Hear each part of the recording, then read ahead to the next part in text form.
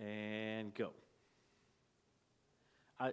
It's funny. I was watching a video, and somebody said that the youngins laugh at the millennials, and I'm an old millennial. I'm the oldest the millennials get. I used to make fun of them, but now they've put me into one of them. But they laugh because whenever somebody starts a video, if you ever watch YouTube or any of that kind of stuff, the video pops up, and millennials will turn the camera on and just pause. And they'll wait, and they'll take a breath and go, okay. And they laugh because the Z and the younger generations, as soon as they hit record, they're going. You can tell we can show our age because we stop. Are we ready? Anybody have any questions up to this point? I know it's kind of been just a summary. We don't have everybody here, so we'll do the best we can. I'm going to read probably a lot, and we're going to go through actual 1 Kings. We're going to get into the text and start going through it now. Give you a little background of the book of 1 Kings. In the Hebrew, it is just one book. There are not two books in the Hebrew text. 1st, 2nd Samuel, 1st, 2nd Chronicles, they're kind of bunched together. We don't really know who the author is. The Hebrew tradition in the Talmud says that it's likely Jeremiah. Some have said it's some of the other prophets. You will notice, though, when you're reading through the Old Testament, you'll have somebody he'll have the author come out and say, and it's still that way today. Moses said that, and it is still this way today. You'll know that the author can't be beyond that person. So if the person is alive and writing about it and said, and this thing still stands today, that must be pre-destruction. So the person who wrote it was probably contemporary pre-destruction. Just like if we find a coin in the ground that says 1876, that lets us know that it cannot be, it has to be at least 1876 or newer. Because nobody's going to print a coin in 1800 that says 1876 on it. So we know there's some stamps and things. 400 years go between 1 Kings and 2 Kings, roughly 970 BC. Is when we have the reign of Solomon. 586 is the captivity, the Babylonian captivity. And then we know that David ruled for 40 years.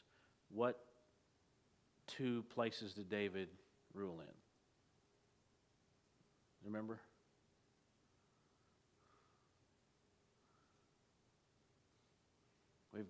We've got the one we're going to talk about today where he's at.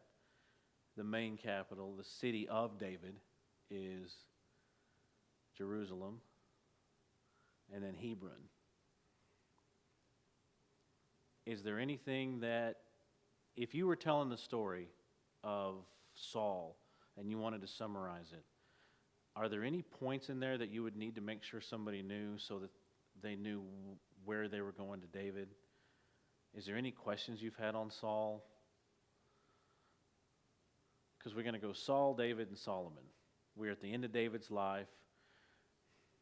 We'd recap Saul's life with he was king, he was picked, he fell, David took over, and a lot of David's life, he was running from Saul. Saul was trying to kill him.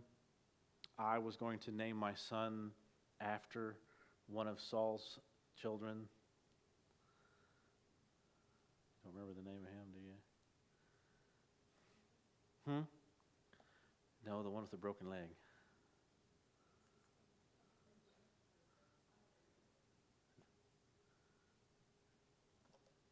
I think we mentioned him later on in 2 Kings. You remember the story of him leaving?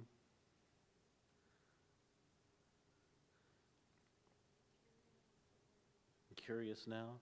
Curiouser and curiouser. Where's my, trying to, and I appreciate you guys while I'm learning to operate my technology at the same time.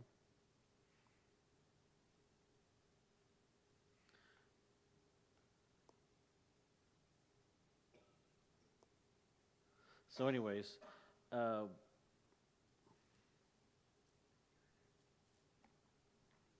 we need to summarize a couple of things. A lot of times we need to, when we're talking to someone, give a little bit of background. Oh, by the way, this story, whenever reading in the New Testament, you'll hear preachers a lot of times give you just a sentence or two. Jesus is in this area, he's crossing over, and this is what's going on. So it helps you conceptualize what we're talking about. And that's what I've done. I've tried to give you a little bit of a background. His name was Mephibosheth. That was the one. Everybody, yes, Mephibosheth. I said, I'm going to name my son Mephibosheth because David remembered him and allowed him to sit at his table the rest of his life and honored him. So,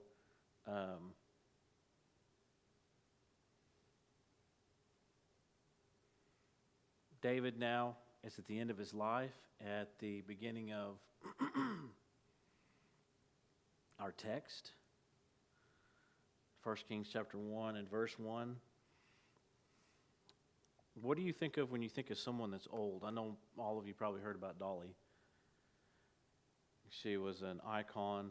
The president put all the flags at half-mast for her because she was basically... And I heard somebody talking today that she was the last thing that all Americans could agree that we like. Didn't matter what side politically you were on, didn't matter where you are. Everybody from all sides could say, we like Dolly. She was 80 years old. And then you heard today another actor passed at 80. How old is David? Did you do your reading? That's chapter 2. We find out he's at the end of his life and he's old, but he doesn't die until chapter 2. So he's probably here 69 to 70. It's not the years, it's the mileage. This man, I just mentioned, what about Saul, that he spent most of his life living in caves? You read Psalms, and he's literally ducking spears and running out the door. He is constantly on the run. We're going to talk about here in just a second his boys. You remember in 1 Chronicles, we'll get to that in a second too, 1 Chronicles 22. No, not 1 Chronicles 22. 2 Samuel 15 maybe. He said that for all of his life, the rest of his life, there'll be nothing but turmoil and struggle and the sword with his family. Meaning his family is going to fight each other. He would be the Hatfields and McCoys, constantly fighting, constantly somebody trying to take over. And if you remember the children of David, you remember Absalom, we're about to go through Adonijah, you remember Amnon and Tamar. Bad deal, constantly fighting, constantly warring. It's the mileage that gets him. Let's go ahead and read the first 4 verses, and then we'll kind of go in and break down what David's going on here. Now, King David was old, advanced in years, and they put covers on him, but he could not get warm. And I'm reading out of the New King James Version. Therefore his servants said to him, let a young woman, a virgin, be sought for our Lord the king, and let her stand before the king, and let her care for him, and let her lie in your bosom, that our Lord the king may be warm. The ESV says, let him lie in your arms. So they sought for a lovely young woman throughout all the territory of Israel, and found Abishag, the Shunammite, and brought her to the king. The young woman was very lovely, and she cared for the king and served him, but the king did not know her. So if you go back into verse 2, it says, his servant said to him, the readings I've come across said that is probably, he's to the point that he's in his bedchamber and he can't get out. He's stuck. He's not really mobile. He's conscious, because we'll see here that there's a very intellectual back and forth between him and Solomon and Nathan here in a little bit. So his mind is still there, but his body is shutting down. And these guys the servants are believed to be what we would probably call a doctor, his physician. He has physicians. He's in his chambers, which his chambers is not just a bedroom. His chamber is going to be his corner of his house, which is probably going to be at least as big as this whole building. But he was back there, and he was cold and couldn't get warm. They couldn't get the fire, and his doctors wrote him a prescription. Have you ever had to fill a prescription of a pretty girl? They said, I got it. You need a pretty girl. That'll keep you warm. I was watching a pastor, preacher talking about it, and he called her an electric blanket. Options for being a king. So at this time, we know that when you get old, I was sitting in here last time I had a meal. My father-in-law was sitting there, and he and Linda were talking about how cold it is. How cold it is in here. My grandmother used to get so mad at us because we'd come over, and I remember Cassandra's grandpa, we'd go to his house, and he did not like how cold it was. My grandma had a window unit that she would leave off in the summertime. It'd be 100 degrees outside, and that lady would just open a door. It would be too cold for her. She didn't like it. Her grandpa was the same way. We would go anywhere, and we would have to wrap him up in a blanket. He did not think of this. He probably would have been a different situation. So it seems like when I've done the reading and the studying that this is a common practice. There are a couple of historians that wrote maybe in a little bit before the time of Christ that this is a common practice, that taking somebody who was old and powerful, who had money, you would just find somebody young. I don't know if any of you have ever taken a survival class. You know what they tell you to do if you fall in water? You fall in freezing water, what's the first thing they do? Take your clothes off. And if you've got multiple people around you, you're no longer bashful, you're no longer shy, that the quickest way to get warm is body-to-body heat. That if you are in a place that you cannot get inside, and the only way you can stay warm is body-to-body. And they say it doesn't matter, they said underwear and everything, it has to come off because that's wet. You get in, it's an emergency, it's life or death. We know that now. We know that the easiest way to transfer body in emergency, well, these doctors obviously knew that, well, we can't keep you warm. They found a pretty young girl. Why did they need a pretty girl? Do you remember Bathsheba? He has a type.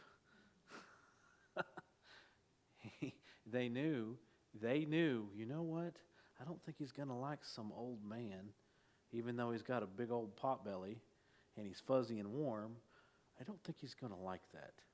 I think we're going to, and the reason I'm saying all of this other things too is that it's also the reason they pick a female in this situation is it seems like we're going to see in chapter 2 that she is now at least a concubine. We're going to come into an issue in chapter 2 where Adonijah believes that he wants Abishag, this young, beautiful thing, to be his wife. And Solomon said, not going to happen. Why is it a problem? Actually, Adonijah loses his life because he tries to marry this pretty young girl.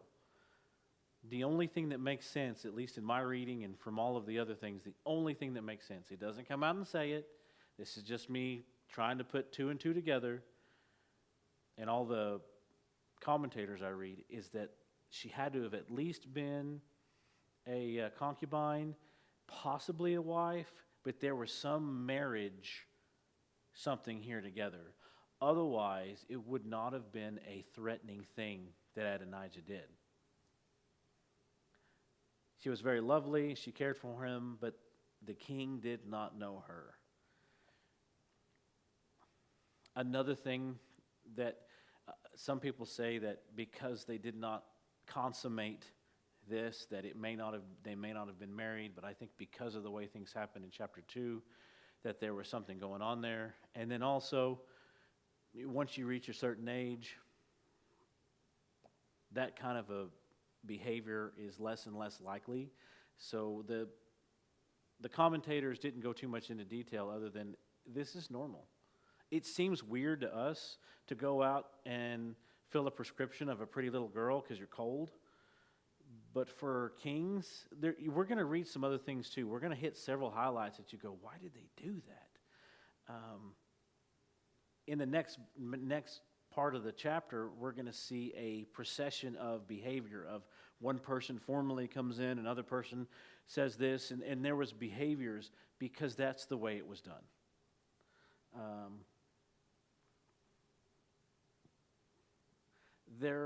There's another thing we have to take into consideration too is when we read a description of David and his life, how many times do we see that God sinned or that David sinned against God? It's very specific. And we got to remember David is he's who everyone is referred to.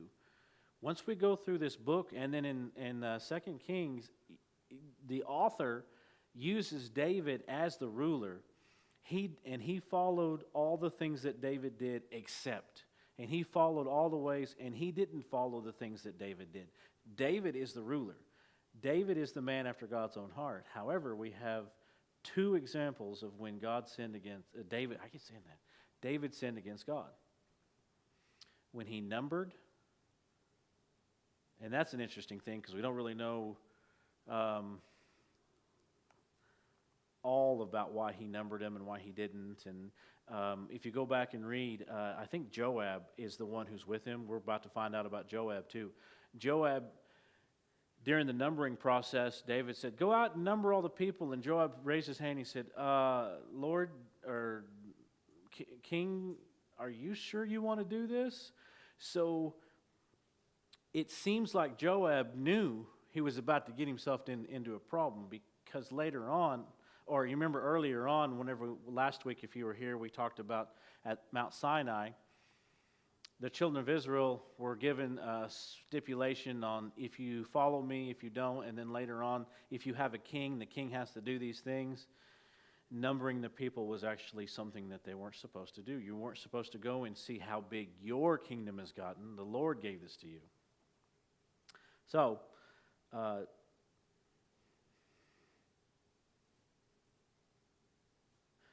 why do you think this chapter, because we went through all of David's life in 2 Samuel, why does this chapter begin with David's weakness rather than just starting with Solomon?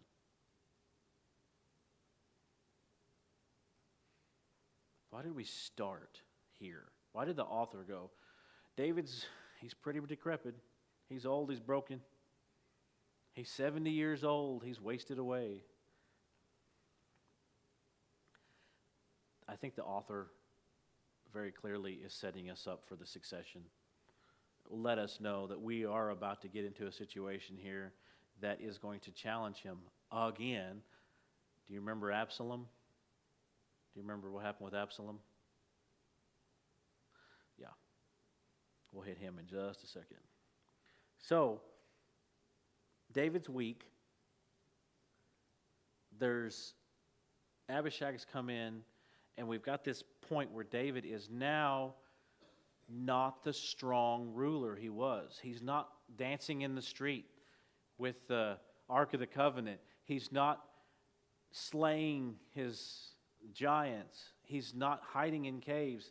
This is a broken man, and he can't even get warm. It sets us up for what happens next. Let's start in verse 5, 1 Kings 5. Adonijah, the son of Haggith, exalted himself, saying, I will be king. And he prepared for himself chariots and horsemen and 50 men to run before him. And his father had not rebuked him at any time by saying, Why have you done so? He was also very good looking. His mother had borne him after Absalom. Then he conferred with Joab, the son of Zeruiah, and with Abiathar the priest, and they followed and helped Adonijah. But Zadok the priest, Benaiah the son of Jehoiada, Nathan the prophet, Shimei, Rei, and the mighty men who belonged to David were not with Adonijah. And Adonijah sacrificed sheep and oxen and fattened cattle by the stone of Zoheleth, which is by En-rogel. He also invited all his brothers, king's sons, all the men of Judah, the king's servants, but he did not invite Nathan the prophet, Benaiah, the mighty men, or Solomon his brother. So, Adonijah is doing the same thing his brother did. 2 Samuel, let's see if I've got that in my history. 2 Samuel 15. I think it's the one we're going to go to.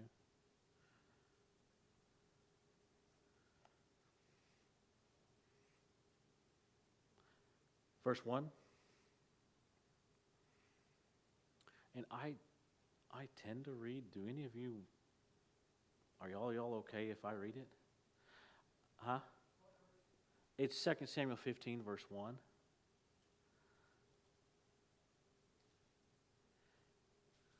I don't mind reading at all.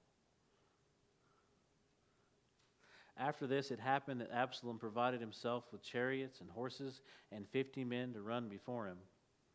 What did we just read?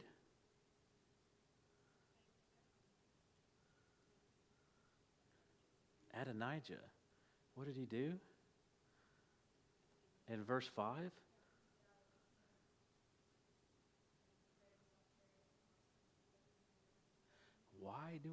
What is this? What is this nonsense? Why is it identical?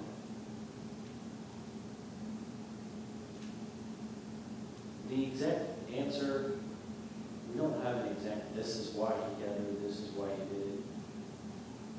But I think a lot of these things that you see repeated, have you ever heard the term, history doesn't repeat itself, but it rhymes? It's pretty true. All you have to do to learn is to look back in history. I believe, this is just my thinking, he was there with Absalom. At least saw him. And this may be, again, like we said before, that pretty little girl, that pretty little heating pad or whatever she was, to keep him warm. That's just the way they did it. This may be, and we're going to see a couple of other things, this just may be the way it was done.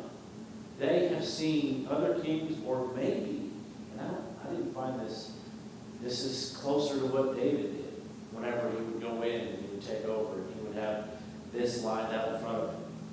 Whatever it is, you can imagine here in a minute when David's told this, he took 50 men, he took horses, and he's going to go, again. So Nathan, Zadok, Benaiah, David's mighty men, and Solomon were not invited. And they did not include David's succession.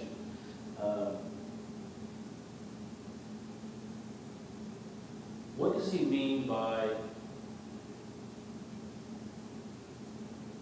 in verse 6, beginning of that verse, and his father had not rebuked him at any time?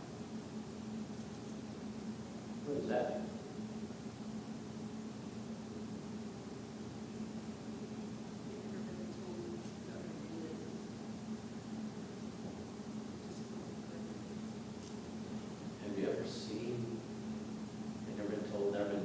correctly.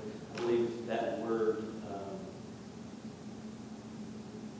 means to discipline or even to cause discomfort or pain.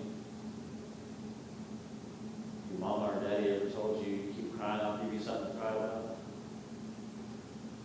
I was told that many times, until I quit crying. So what kind of a combination, why did David, why the king, do you think this is the way he was leading his army? Do you think he let his generals, do you think he ever corrected his generals? Do you think he ever corrected those who, his servants who fixed his chicken wrong? I don't like my chicken like that. You know I don't like thyme. Don't put it in my chicken. I don't like it. You think he ever said that? You ever think he said, you know, I prefer goat's milk over cow's milk. Bring that next time. Probably often. Often. His soldiers weren't working correctly. He wasn't going to win any battles. He had to correct his soldiers. Why did he not correct his Adonijah? Let's think. Well, this may not be exactly true, but if he's busy doing other things, I just today driving in, I just heard about this. I don't know if y'all know who Kanye is. He's a rapper, and he married a famous lady she got famous for stupid stuff. But they have a little girl. And from what I was listening to, she is now putting out music and putting videos that completely, she's 10 or 11. It's absolutely unacceptable the things going on. That the people were so disgusted that they canceled their subscriptions to anything that they had for streaming. It was so abhorrent that this little girl was treated like this. And the words of the song that she was singing was, I'm in control and nobody's going to tell me no. You know what that sounds like?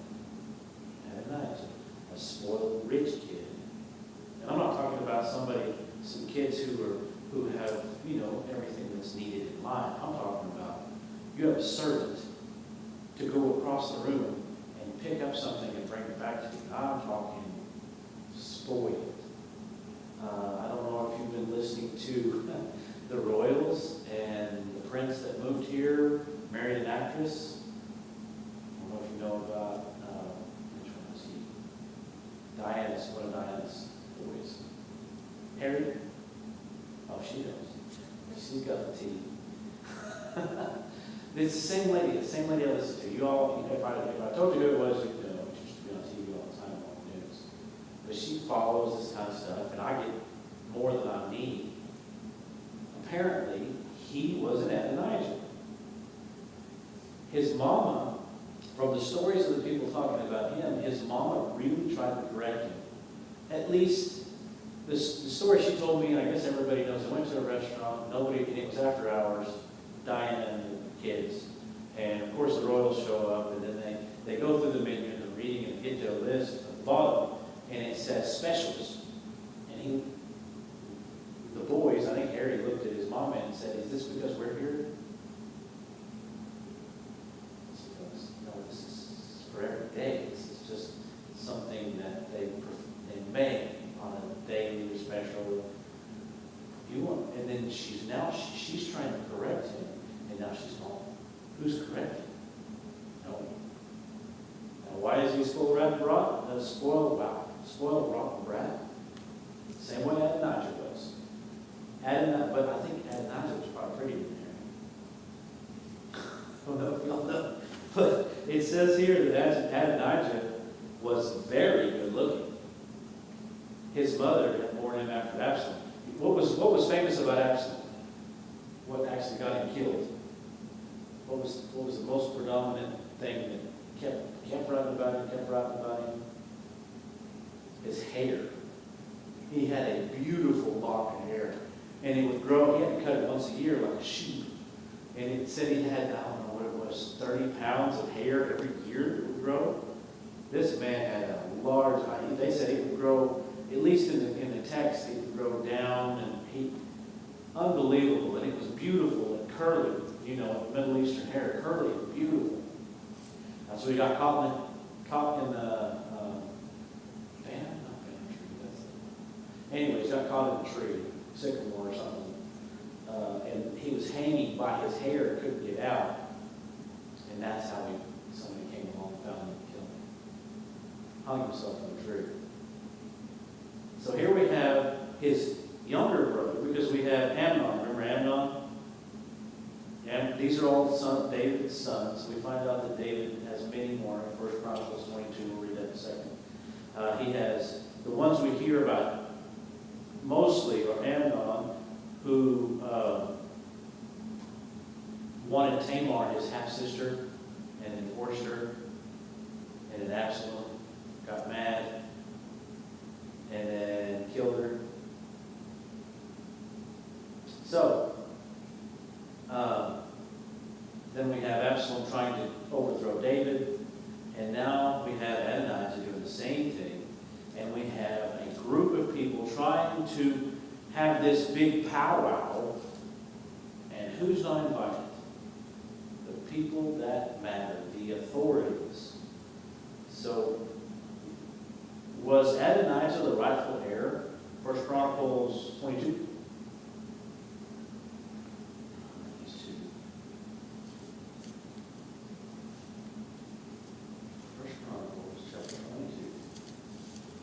Verse 9.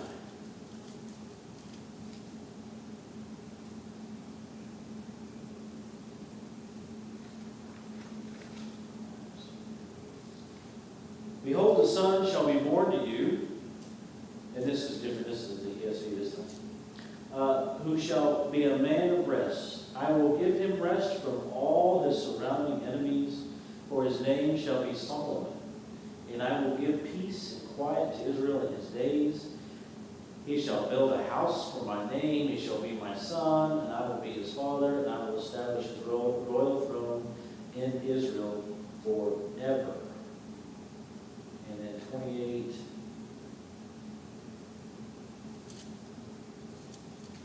Verse 5.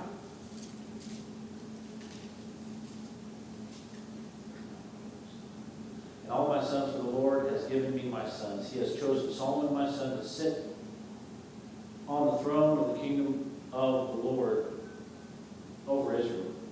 And he said to me, it is Solomon your son who shall build my house, my courts, for I have chosen him to be my son, and I will be his father.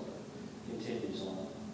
I will establish his kingdom forever. He continues strong and keep my commandments and my rules as he is today. Adonijah is not the heir. Do you think Adonijah knows this?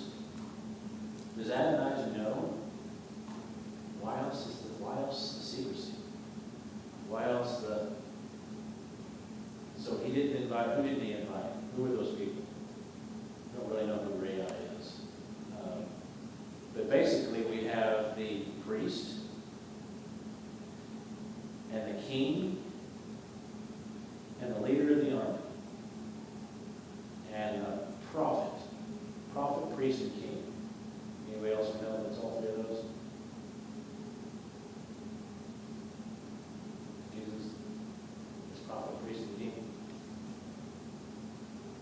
So he is trying to do this in the back door way, and he was trying to establish himself before David declared the succession. He knew David was on his way out. He said, Dad's got one foot in the grave, guys. Let's go. Now, before this, all the guys that were with Adonijah had been with David. But for some reason, there was Joab. Joab was with him. He was loyal. But however, Joab did kill a couple of guys that David said he should have done it. Should have done it. So, now that this is going on, we have Nathan finds out about it, hears about it, Bathsheba hears about it. Let's go to verse 11. Nathan warned Bathsheba that Adonijah had become king without David's knowledge. And he lets her know from 11 to 14 how to go about. He tells her, go in immediately to the king and do it this way. Because, do you remember Esther? What her issue was? Remember how she went to the king? Why was she afraid to go to the king? It was her husband. She can't go unless you're called.